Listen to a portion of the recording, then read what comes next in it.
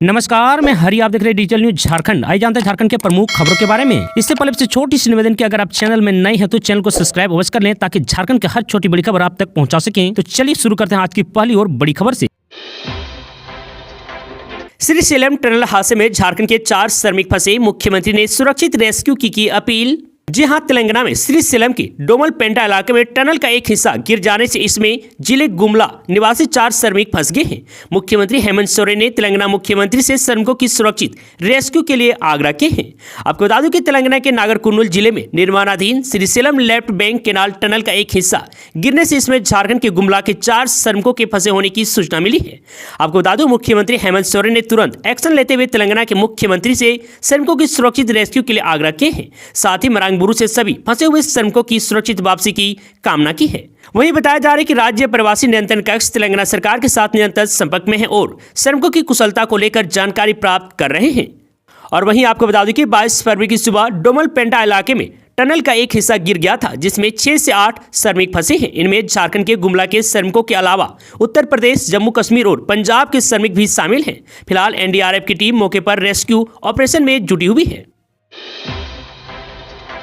Telangana tunnel हादसा को लेकर सरकार गंभीर, जरूरत पड़ी तो खुद जाकर मजदूरों को लाएंगे वापस, मंत्री इरफान अंसारी। जी हां, तेलंगाना के नागरकुर्नूल जिले में Srisailam left bank canal tunnel हादसे में झारखंड के गुमला जिले के 4 मजदूर भी फंसे हैं। सुरंग हादसे पर राज्य के स्वास्थ्य एवं आपदा प्रबंधन मंत्री डॉक्टर इरफान अंसारी ने कहा है कि मुख्यमंत्री हेमंत सोरेन इस मामले को लेकर गंभीर हैं।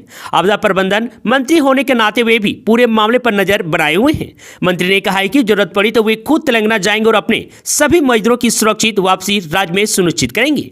डॉक्टर इरफान अंसारी ने कहा कि हमारे लोकप्रिय मुख्यमंत्री खुद तेलंगाना के मुख्यमंत्री के संपर्क में हैं और उन्होंने इस संबंध में उनके सचिव से भी बात की है और घटना की पूरी जानकारी ली है। उन्होंने कहा है कि जरूरत पड़ी तो वे खुद तेलंगाना जाएंगे और अपने मजदूरों की सुरक्षित वापसी सुनिश्चित करेंगे। मैया सम्मान योजना को लेकर बड़ी खुशखबरी। 59 लाख लाभुकों को मार्च में एक साथ मिलेंगे 7,500 रुपये, विभाग ने दिए आदेश। जी हां, मैया सम्मान योजना को लेकर बड़ी खबर सामने आई है। दरअसल मैया सम्मान योजना के लाभुकों को अभी तक जनवरी और फरवरी की किस्त नहीं मिली है। लाभुक बेसब्री से 2 माह की किस्त का इंतजार कर रहे हैं। वहीं इसी बीच जानकारी सामने आई है कि मैया सम्मान योजना के लगभग 59 लाख लाभुकों को मार्च में 3 माह जनवरी, फरवरी और मार्च के 7,500 रुपये मिलेंगे। कहा जा रहा है कि मार्च में लाभुकों को 3 माह की राशि एक साथ दी जाएगी। आपको बता दूं कि विभाग द्वारा आदेश है कि इस अवधि तक सभी लाभुकों का वेरिफिकेशन कार्य पूरा कर लिया जाए। लाभुकों के बैंक खाते को उनके आधार से लिंक कर लिया जाए। बता दें कि इससे पहले कहा जा रहा था कि 2 माह की राशि एक साथ आएंगी, लेकिन तय तारीख भी बीत गई, लेकिन लाभुकों के खाते में मैया सम्मान योजना की राशि नहीं आई, जिससे कहीं ना कहीं लाभुक निराश होने लगे हैं। मैया सम्मान योजना की राशि देने के लिए सरकार के पास पर्याप्त फंड है, यह जानकारी तो हम पहले आपको दे चुके हैं, लेकिन लाभुक का वेरिफिकेशन कार्य पूरा नहीं हो पाने और मैया योजना में कई तरह की फर्जीवाड़े सामने आने के बाद राशि देने में देरी हो रही है। खैर, अब देखना यह होगा कि क्या मार्च में मैया सम्मान योजना के 7,500 आएंगे या फिर उन्हें और इंतजार करना पड़ेगा। हेमंत सरकार ने नरेगा मजदूरों को दी खुशखबरी, अब मिलेगी पहले से 1.5 गुना अधिक भुगतान। जी हां, झारखंड के नरेगा श्रमिकों के लिए अच्छी खबर है। उन्हें पहले की तुलना में अब कम काम करने पर भी उतनी ही राशि मिलेगी जितनी की पूर्व में मिल रही थी। नई गणना के अनुसार अब पहले की तुलना में 1.5 गुना कम काम करने पर भी उतना ही मेहनताना मिलेगा जितना पूर्व में मिल रहा था। पूर्व में नरेगा मजदूरों को 73 CFT मिट्टी काटने पर 1 दिन की हाजिरी मानी जाती थी, लेकिन अब यह आंकड़ा 50.4 CFT पर सीमित हो गया है। और वहीं दिव्यांग जनों और महिलाओं के लिए आंकड़ा और भी कम हो गया है। उन्हें 1 दिन की मजदूरी के लिए अब कम मेहनत करना होगा। नरेगा के तहत टाइम एंड मोशन के माध्यम से पूरे देश में मजदूरी तय की जा रही है। आपको बता दूं कि झारखंड में इसके माध्यम से यह निर्धारित हो चुका है कि अब 1 दिन की हाजिरी के लिए मजदूरों को 50.4 CFT मिट्टी काटना होगा। जाहिर सी बात है कि मेहनत कम करना होगा। आंकड़ों की तुलना करें तो पहले से 45% कम मेहनत करने पर ही 1 दिन की हाजिरी निकाली जाएगी। और वहीं अब इस प्रकार मजदूरों के पूर्व की तुलना में 1.5 गुना अधिक तक भुगतान होने की संभावना बन गई है। हेमंत सोरेन सरकार लगातार इसके लिए केंद्र से संपर्क में थी और इन्हीं प्रयासों के आधार पर यह सफलता मिली है।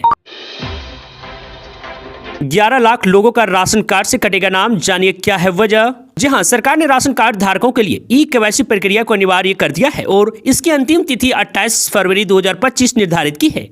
खाद्य आपूर्ति विभाग के अनुसार राज्य में अभी भी 11,64,649 राशन कार्डधारी ऐसे हैं जिनका ई-केवाईसी पूरा नहीं हुआ है। यदि समय रहते यह प्रक्रिया पूरी नहीं की जाती है तो इनका राशन कार्ड रद्द किया जा सकता है।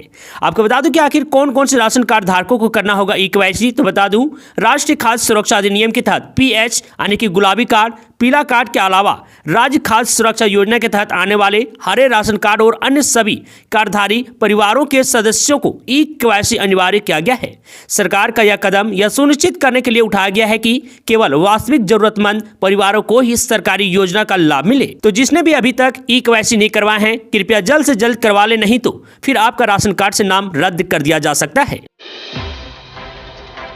गिरिडीह में मैया सम्मान योजना में बड़ी गड़बड़ी, 1840 आवेदन मिले फर्जी। जी हां, गिरिडीह में मुख्यमंत्री मैया सम्मान योजना में बड़ी हेराफेरी का मामला सामने आया है। बता दें कि अब तक गिरिडीह प्रखंड में इस योजना के तहत कुल 42,700 आवेदन प्राप्त हुए थे। इनमें से 25% आवेदन की जांच की गई है, जिसमें 1840 आवेदन फर्जी पाए गए हैं। बता दूं कि इस दौरान हैरान करने वाली बात यह है कि इनमें से कई आवेदन ऐसे हैं जिनमें अलग अलग नाम है लेकिन बैंक खाता एक ही है। इसके अलावा करीब 200 महिलाओं के आवेदन में पुरुषों के बैंक खाता नंबर दर्ज पाए गए हैं। इनमें विशेष रूप से 35 आवेदन में एक ही महिला विलास देवी का बैंक खाता नंबर दर्ज किया गया है। फिलहाल जिला प्रशासन की ओर से ऐसे सभी फर्जी आवेदन रद्द कर दिए गए हैं। इसके साथ ही दोषियों के खिलाफ प्राथमिकी दर्ज करने की कार्यवाही शुरू कर दी गई है। बैन के बाद भाव चढ़ा, अब गुटखा और पान मसाला खाने वाले को हेमंत सरकार ने दी चेतावनी। जी हां, राज्य सरकार ने गुटखा पान मसाला की बिक्री, सेवन और भंडारण पर 1 वर्ष के लिए राज्य में पूरी तरह से रोक लगा दी है। इस निर्णय के बाद दुकानदारों पर गुटखा पान मसाला की बिक्री और भंडारण करने पर उन पर सख्त कार्रवाई की जाएगी। इसे खरीदकर इसका सेवन करने वालों पर भी कार्रवाई होगी। राज्य के स्वास्थ्य मंत्री डॉक्टर इरफान अंसारी ने जारी आदेश के बाद जमुआ क्षेत्र के विभिन्न स्थानों में पान दुकान, जनरल स्टोर, ठेला, चाय दुकान सहित अन्य दुकानों पर खुलेआम गुटखा पान मसाला बिक रहा है। आपको बता दें कि ग्राहकों से उसके एवज में पहले की अपेक्षा ज्यादा कीमत वसूली जा रही है। ऐसा करने में दुकानदारों को तो ज्यादा मुनाफा हो रहा है। वहीं बताया जा रहा है कि जो कल 5, 10, 30 में बेच रहे थे आज उसे ऊंचे दामों में बेच रहे हैं। वहीं दुकानदार आदेश के बाद थोड़ा भयभीत होकर इसकी बिक्री कर रहे हैं। और वहीं उधर चतरा के इटखोरी प्रखंड स्थित राज्य के इटखोरी महोत्सव मेला क्षेत्र में तंबाकू व गुटखा बेचने वाले दुकानदारों के खिलाफ छापेमारी अभियान चलाया गया है। इस अभियान के तहत दुकानदारों को बताया गया है कि राज्य में तंबाकू युक्त गुटखा पूर्ण रूप से प्रतिबंध लगा हुआ है। तंबाकू, गुटखा व सिगरेट बेचने पर कानूनी कार्रवाई की जाएगी। आपको बता दूं इस दरमियान करीब 20 दुकानों की जांच की गई, जिसमें 5 दुकानदारों द्वारा कोटपा कानून उल्लंघन करते हुए पाए गए हैं, जिस पर कोटपा अधिनियम के विभिन्न धाराओं के तहत अर्थदंड वसूली की गई है। मौके पर इटखोरी थाना के पुलिस जवान भी मौजूद थे। गिरिडीह में हथियार बनाने वाली फैक्ट्री का भंडाफोड़, 6 लोग गिरफ्तार। जी हां, गिरिडीह जिले के जमुआ थाना क्षेत्र में पुलिस ने हथियार बनाने वाली एक फैक्ट्री का खुलासा किया है। पुलिस ने 6 लोगों को गिरफ्तार भी किया है, साथ ही हथियार बनाने की कई सामग्रियां भी बरामद की हैं। फैक्ट्री में पिस्तौल, आने की देसी कट्टा आदि का निर्माण किया जाता था। पुलिस ने घटनास्थल से बनी हुई लगभग 10 नई पिस्तौल के साथ हथियार बनाने वाले अन्य सामग्रियां भी बरामद की हैं। और वहीं आपको बता दूं कि पिछले माह इसी फैक्ट्री में बने 40 पिस्तौल बिहार के मुंगेर में किसी सलीम नाम के अपराधी को सप्लाई की गई थी। पुलिस ने फैक्ट्री का संचालन कर रहे चरियामो गांव के कुल्ली उर्फ मुन्ना मियां समेत 6 लोगों को गिरफ्तार किया है। गिरफ्तार लोगों से पूछताछ की जा रही है। पुलिस ने बताया कि इन लोगों की निशानदेही के बाद और भी कुछ लोगों की गिरफ्तारी हो सकती है। प्रयागराज महाकुंभ जा रहा श्रद्धालुओं से भरा वाहन, रामगढ़ में दुर्घटनाग्रस्त हादसे में 10 लोग घायल तो वहीं 4 की हालत गंभीर। जी हां, जिले के रामगढ़ थाना क्षेत्र के घाटी में रविवार को एक बार फिर भीषण सड़क हादसा हुआ है और नियंत्रित ट्रेलर डिवाइडर को जोरदार टक्कर मारते हुए रेलिंग को तोड़ते हुए डिवाइडर पर चढ़ गया, जिसके कारण रेलिंग सड़क के बीचों बीच बिखर गई। इसकी चपेट में श्रद्धालुओं से भरी पिकअप वैन आ गई। हादसे में 10 श्रद्धालु घायल हो गए हैं, जिनमें से 4 की हालत गंभीर है। घटना के बाद घायल लोगों को रामगढ़ सदर अस्पताल में भर्ती करवाया गया है, जहाँ डॉक्टर ने गंभीर रूप से घायल लोगों को रांची रेफर कर दिया है। बाबूलाल मरांडी ने सरकार पर साधा निशाना, कहा मैट्रिक पेपर लीक मामले में प्रशासन अंधेरे में चला रही है तीर। जहां बीजेपी प्रदेश अध्यक्ष बाबूलाल मरांडी ने एक बार फिर झारखंड सरकार को निशाने पर लिया है। उन्होंने अपने सोशल मीडिया हैंडल एक्स पर कहा है कि झारखंड को शर्मसार कर देने वाले मैट्रिक परीक्षा पेपर लीक के बाद पुलिस अंधेरे में तीर चला रही है। सरकार या पुलिस प्रशासन अब तक यह तय नहीं कर पाई है कि मैट्रिक पेपर लीक मामले की जांच सीआईडी करेगी या फिर एसआईटी। इसी बीच सूचना है कि पुलिस ने एक ही नाम के 2 युवक को गिरफ्तार किए हैं। अब तक कथित रूप से कोडरमा मधुपुर से प्रिंस नामक के 2 युवक को गिरफ्तार किया गया है। तीसरे प्रिंस नाम के युवक की भूमिका भी पुलिस मान रही है। अगर इन्हें आरोपी के सहनाम के कारण गिरफ्तार या पूछताछ के लिए थाना लाया गया है तो पुलिस इन्हें संवेदनशीलता के साथ पेश आए। और वहीं आगे बाबूलाल मरांडी ने कहा कि क्योंकि जेएसएससी सीजीएल मामले में झारखंड पुलिस के डीजीपी जांच की अंतिम रिपोर्ट आने से पहले ही बयान जारी कर छात्र को दोषी ठहरा चुके हैं, इसलिए संभावना है कि मैट्रिक पेपर लीक मामले की लीपापोती कर निर्दोष लोगों के ऊपर आरोप गढ़ दिया जाए। राज्य सरकार, जैक और पुलिस के प्रतिनिधि उन लाखों छात्रों के सामने आकर मैट्रिक परीक्षा के पेपर लीक होने की माफी मांगे, साथ ही प्रकरण की जांच की जानकारी सार्वजनिक करें। जांच के नाम पर निर्दोष युवाओं के साथ पुलिस की ज्यादती बर्दाश्त नहीं की जाएगी। सड़क से लेकर सदन तक इसका करारा जवाब दिया जाएगा। दुमका में श्राद्ध से लौट रहे 3 लोगों की बाइक पेड़ से टकराई, 2 की मौत। जहां दुमका जिले में बीती रात एक दर्दनाक सड़क हादसा हुआ। यहां श्राद्ध क्रम से लौट रहे 3 युवकों की बाइक अनियंत्रित होकर एक पेड़ से टकरा गई। इस हादसे में 2 युवकों की मौके पर ही मौत हो गई, जबकि एक युवक गंभीर रूप से घायल हो गया। घायल युवक दीपक हेमरम दुमका मुफसिल थाना क्षेत्र के गोलपुर गांव का निवासी है। वह सिद्धू कानू यूनिवर्सिटी विश्वविद्यालय में सुरक्षा गार्ड के पद पर कार्यरत है। बता दूं कि वह अपने परिजन के श्राद्ध क्रम में शामिल होने बगडूबी गया हुआ था। रात में उसकी यूनिवर्सिटी में ड्यूटी थी, इसलिए उसे साहेबगंज के बरहेट और तालझारी के रहने वाले 2 अन्य युवक बाइक से यूनिवर्सिटी छोड़ने के लिए निकले थे। यूनिवर्सिटी गेट से महज 1000 मीटर पहले ही उनकी बाइक अनियंत्रित होकर एक महुआ के पेड़ से जा टकराई।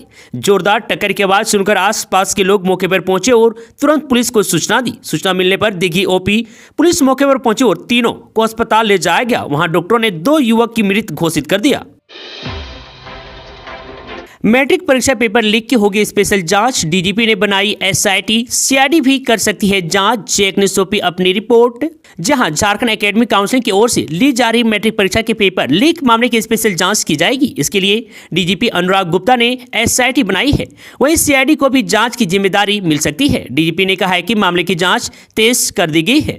प्रश्न पत्र लीक के तार कोडरमा से जुड़े हुए हैं। आपको बता दूं, कई डिजिटल डिवाइस जब्त किए गए हैं, उसकी जांच की जा रही है। इस मामले में कई गिरफ्तारियां भी हुई है, कई को हिरासत में लेकर पूछताछ की जा रही है। जल्द ही इस पूरे मामले का कटाक्षेप कर दिया जाएगा। डीजीपी ने चेतावनी जारी की है कि जो लोग पुराने प्रश्न पत्र को वायरल कर छात्रों को भ्रमित कर रहे हैं, वैसे लोगों को जेल भेजा जाएगा। और भी देवघर के मधुपुर के कथित प्रिंस कुमार नामक युवक को हिरासत में लिया गया है। वह मूल रूप से चतरा का रहने वाला है। जानकारी के मुताबिक वह देवघर के अपने मामा के यहाँ रहकर पोल्ट्री फार्म चलाता है। हालांकि उसके पकड़े जाने की आधिकारिक पुष्टि नहीं हो सकी है। प्रिंस से पूछताछ की जा रही है। प्रिंस को कोडरमा में चल रही जांच के संदर्भ में हिरासत में लिया गया है। प्रिंस का भाई कोचिंग चलाता है। और वहीं इसके अलावा गिरिडीह के 4 लोगों को हिरासत में लिया गया है, जिसमें 2 शिक्षक और 2 छात्र शामिल हैं।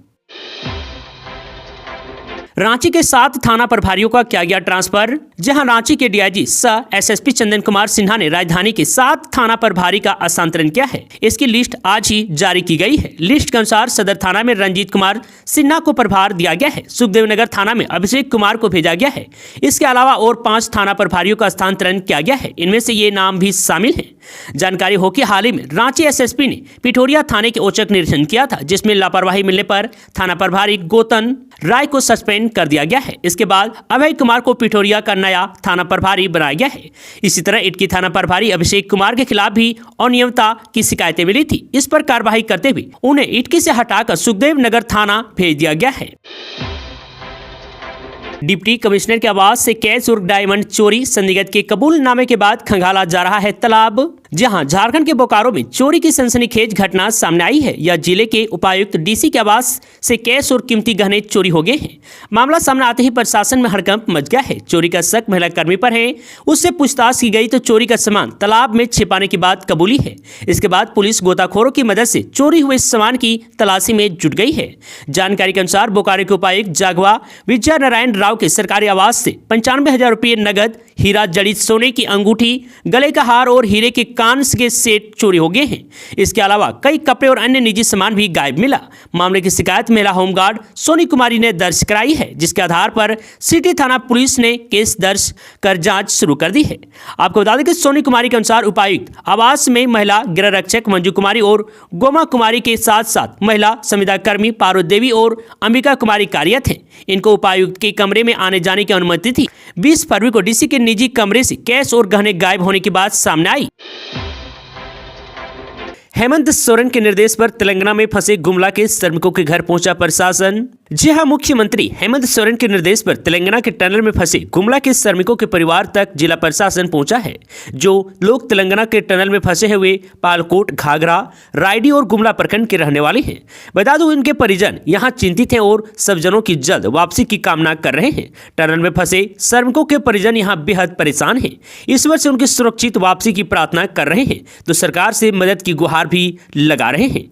बता दूं, इधर मुख्यमंत्री हेमंत सोरेन के निर्देश पर गुमला जिले के अलग अलग प्रखंडों के रहने वाले लोगों से संपर्क किया गया है। बाधिमा, पालकोट, कुटुंबा टोली, घाघरा, खटेंगा, करौंदी गुमला प्रखंड निवासी श्रमिकों की पारिवारिक जानकारी श्रम अध्यक्ष और जिला प्रशासन गुमला से सीएम ने रविवार को ली है।